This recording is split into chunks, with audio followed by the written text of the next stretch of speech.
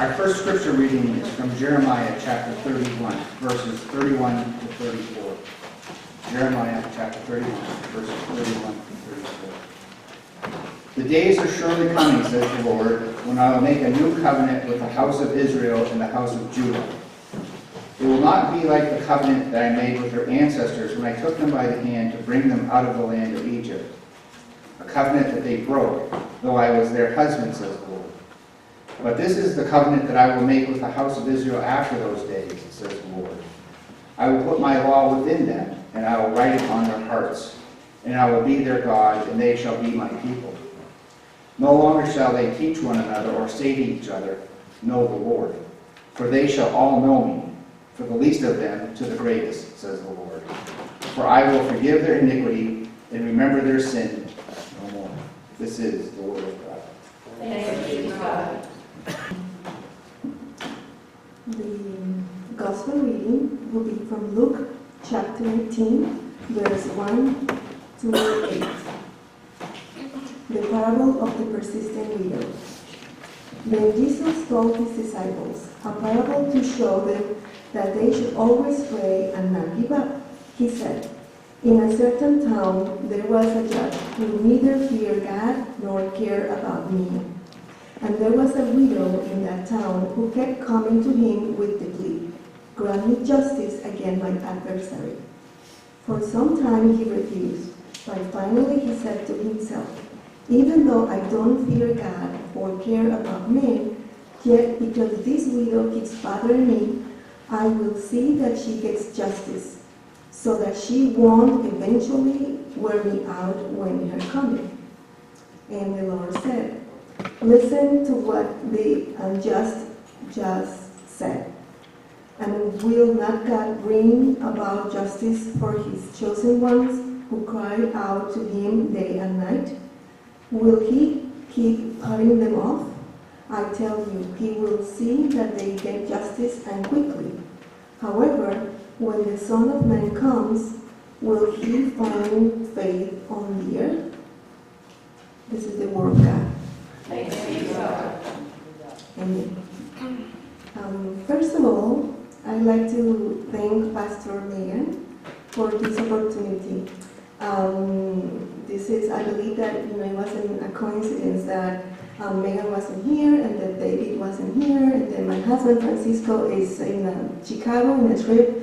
So at the end of the old steps, it was me. So I think that this is in a way this is the plan of God. So I have my notes in the cell phone, so I'll be reading a little bit about this.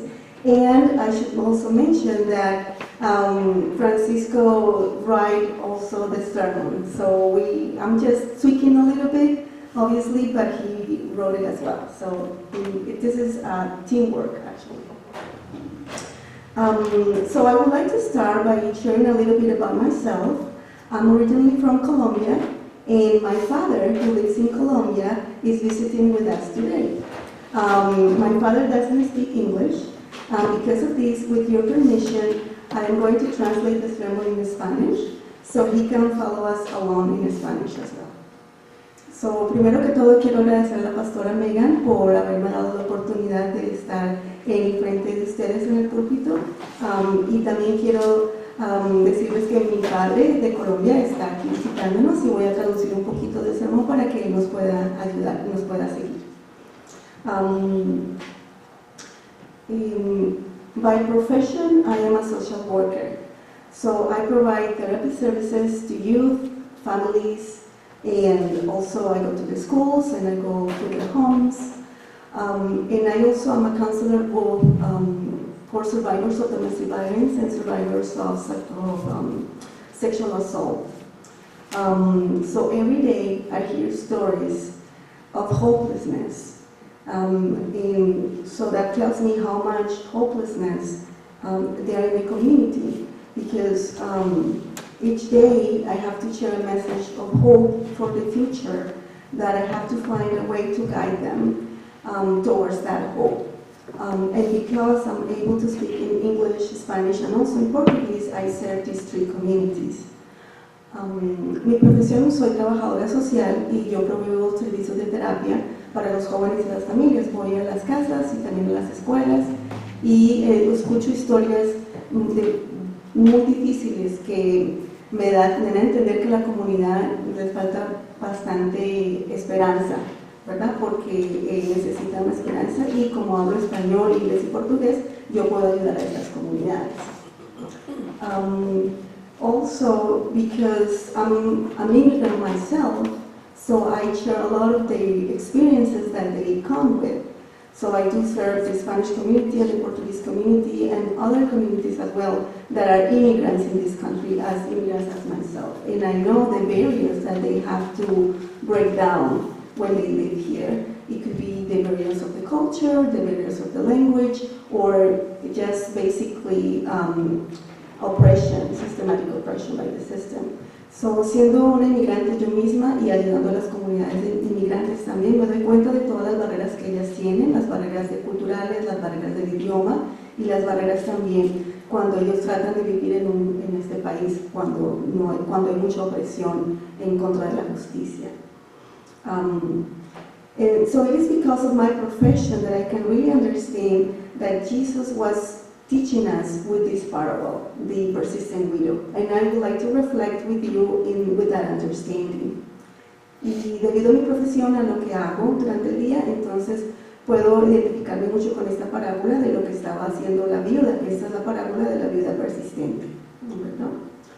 So the community which Jesus was carrying out his ministry was a community without hope. All of their dreams and hopes have been destroyed by the Romans, sometimes in very cruel ways, many of which we know because they are documented in the New Testament. Even during Jesus' time, the Romans had killed John the Baptist. This was Jesus' cousin, and with whom he had started his own ministry. La comunidad en la que Jesús estaba haciendo su ministerio era una comunidad que estaba siendo muy oprimida. Inclusive el primo de Jesús, que era Juan el Bautista, había sido muerto por el Imperio Romano. Y Juan el Bautista era el que había comenzado su ministerio con Jesús. When Jesus was a child, the Roman Empire had killed many rebels in Galilee. So when he was a child, he was growing up hearing these stories and understood clearly why people were hopeless. In fact, many children in Galilee believed that lived in Jesus' time, they were fighting against the empire of the Roman. Cuando Jesús era solamente un niño, los romanos estaban asesinando a muchos rebeldes que habían crecido en la época y ellos estaban también luchando con la justicia. And just like Jeremiah, as we read in the Old Testament, they lived in painful, oppressive times and in the Babylonian Empire. As well, on the same token, Jesus lived under painful, oppressive times under the Roman Empire. So both of these messages were messages of hope for the future. Jeremiah told the people that they will survive those times because God had a plan to make a new covenant with their descendants. And so they needed to continue having children and raising them because God was not only with them, but also planning to go along with their children. So Jesus, as well in the New Testament, is teaching us once again the parable of hope in the future through the persistent widow. Is one of the stories. Así como Jeremías vivió en el Antiguo Testamento, ellos vivieron bajo el imperio babilónico que estaba oprimiendo al pueblo judío de la época. Y cuando Jesús vivió, el pueblo judío estaba siendo oprimido por el imperio romano. Entonces, estos dos mensajes de esperanza nos dicen que Dios tenía un plan para hacer un nuevo pacto con sus descendientes, ¿verdad? Y por eso que Dios nos iba a acompañar durante la opresión y dar un mensaje de esperanza. So who could be more defenseless and vulnerable than a widow asking for justice? A woman with no political or economic power. A woman alone with nobody else to request justice alongside her. And yet, this widow kept moving, having hope, and her persistence will bring her justice until it finally did. Jesus summarized this and other similar parables in the following words in Matthew 7:7. Keep on asking, and you will receive what you ask for. Keep on seeking, and you will find. Keep on knocking, and the door will be open to you. So, ¿quién podría ser más indefensa y vulnerable que una viuda pidiendo justicia? Una mujer sola, sin que nadie pudiera ayudar, una persona que no tenía ninguna otra esperanza. Lo mismo hizo Mateo en otros mensajes de Biblia cuando continúa diciendo, pidan y recibirán, busquen y encontrarán, toquen la puerta y se les abrirá. And this is what I also see. Obviously, most of my clients and victims are the women, right? Because they are more vulnerable in the community. And those are the ones who are even more resilient. They are more stronger. And most of the things that they keep strong is because they have this hope, this intrinsical strength that they keep wherever they go, which is based on the love of God and the faith of God. So igualmente yo lo veo en mis clientes, porque la mayoría de las clientes que yo trabajo son mujeres que son indefensas, pero que al mismo tiempo son las más fuertes, porque ellas llevan una fortaleza interna, una resiliencia que las hace sobrevivir. And these messages are exactly what Dr. Martin Luther King and the civil rights movement did in the 1960s. With the movement of nonviolence, but being very firm and asking over and over again, marching and demanding for justice until their doors went open. They were beaten and they were in jail, but they were kept on asking, just like the widow, until the community recovered their hope. The same happened with the United Farm Workers and different other leaders in the community that we can see in California with Cesar Chavez and Dolores Huerta. So we see all these leaders in the community that provide hope even though there is none others. And they kept the word of God very close to their hearts as well. So eso fue lo que hizo exactamente los movimientos pacifistas del Dr. Martin Luther King y el movimiento de los derechos civiles en los años 60 y también con otros líderes comunitarios como César Chávez y Dolores Huerta, que mantuvieron peleando por justicia y persistiendo. Jesus knew that a hopeless community cannot embrace faith, and that as long as the Jewish people in this time could not recover their hope, they could not restore their faith in God the Father. Hope and faith go hand in hand. Where Jeremiah knew the same. That was his message. For how can we not have hope when So hope and faith go hand in hand, right? So Jeremiah knew the same. This was his message. So how can we not move if we believe that the God Almighty is on our side? Faith requires hope. Faith demands hope, and faith builds on restoring hope. Its faith is like a river of living water that moves inside us. Faith is the spirit inside of us that moves freely and breaks all borders built by human beings, and there is no jails or systems that can keep it subdued. Jesús sabía que una comunidad sin esperanza no puede abrazar la fe, y mientras que el pueblo judío en su tiempo no pudiera recobrar la esperanza, no podían restaurar su fe en Dios ni en ellos mismos. La fe y la esperanza van mano a mano y Jeremías lo sabía. Ese fue su mensaje. Porque la fe y la esperanza reconstruyen y restauran, ¿verdad? Es como un río de agua viva que se mueve dentro de nuestro interior y rompe las fronteras constituidas por los seres humanos y rompe muchas otras barreras.